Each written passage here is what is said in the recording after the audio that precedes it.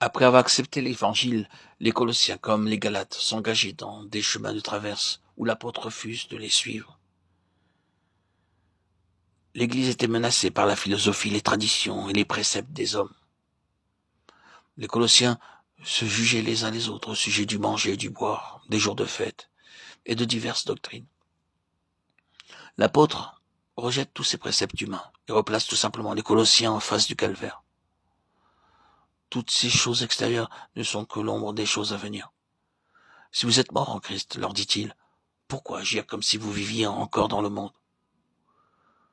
Vous vous laissez séduire par la philosophie et de vaines subtilités. Vous vous laissez maîtriser par des docteurs charnels, enflés d'orgueil, qui ne demeurent pas attachés au chef, Christ. Or, Christ est la tête de l'Église, qui est son corps.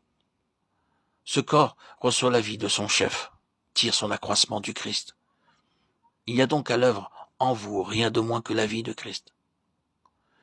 Si vous êtes mort avec Christ, si Christ est votre vie, pourquoi vous remettre sous la tutelle des hommes?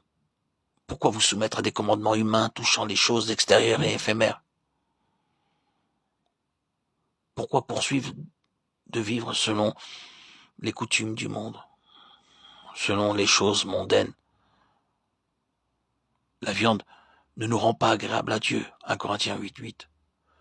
Que nous en mangeons ou non, il ne nous en revient ni avantage ni préjudice.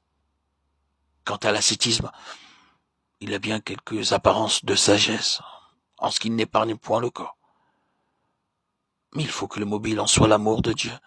Il faut que ces pratiques d'ascétisme, si l'homme veut y recourir, bien qu'elles soient insuffisantes pour maîtriser la chair et transformer le cœur, soient parées d'humilité. Vous êtes mort avec Christ, mort à ces pratiques extérieures, mort à tous ces systèmes qu'ont échafaudés les hommes. Pratiques et systèmes démontrés insuffisants pour atteindre le but.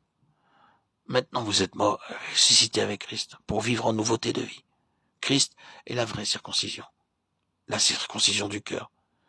Ne vous placez donc pas sous la tutelle des hommes et ne vivez plus comme si vous étiez dans le monde. Si vous croyez que vous êtes crucifié avec Christ et ressuscité avec lui, par là vous mettez en action une puissance surnaturelle, la puissance de résurrection de Christ. Au lieu donc de vous préoccuper d'éliminer, de retrancher ceci ou cela, saisissez la puissance de vie qui est en Christ et recherchez les choses qui sont en haut, en Christ, où habite la toute plénitude. Colossiens chapitre 2 et 3. Car vous êtes morts et votre vie est cachée avec Christ en Dieu. Colossiens 3:3. Séparés du monde vivant en Christ, vous saurez comment mortifier le corps, vous saurez comment briser l'esclavage de la chair. En ce XXe siècle, nous sommes encore exposés au même danger que les Colossiens. Nous sommes enclins à nous placer sous des règles toutes humaines pour arriver à plus de sainteté ou de consécration. Les chrétiens mondains, ou plutôt ces deux termes jurant d'être associés, les chrétiens superficiels ne courent pas ce danger. Ils ne connaissent pas les pièges dressés par Satan, sous les pas de ceux qui soupirent après une plus grande ressemblance avec leur Seigneur. Mais ceux-ci sont en danger de se remettre sous le joug de commandements tout humains, surtout lorsqu'ils estiment les hommes qui les enseignent. La croix de Christ est l'éternel message et l'éternel remède. De tout notre cœur choisissons d'être crucifiés avec Christ, et nous ne tarderons pas à expérimenter que le monde est crucifié pour nous, qu'il a perdu sa puissance d'attraction. Même le monde religieux n'influencera plus notre communion avec le Seigneur. Tout ce qui est dans le monde, la convoitise ou les désirs de la chair, la convoitise des yeux, l'orgueil de la vie, tout ce qui n'est pas du Père, mais du monde, sera crucifié. Et nous serons victorieux parce que celui qui est en nous est plus grand, plus puissant que celui qui est dans le monde. 1 Jean 2,16, 1 Jean 4,4.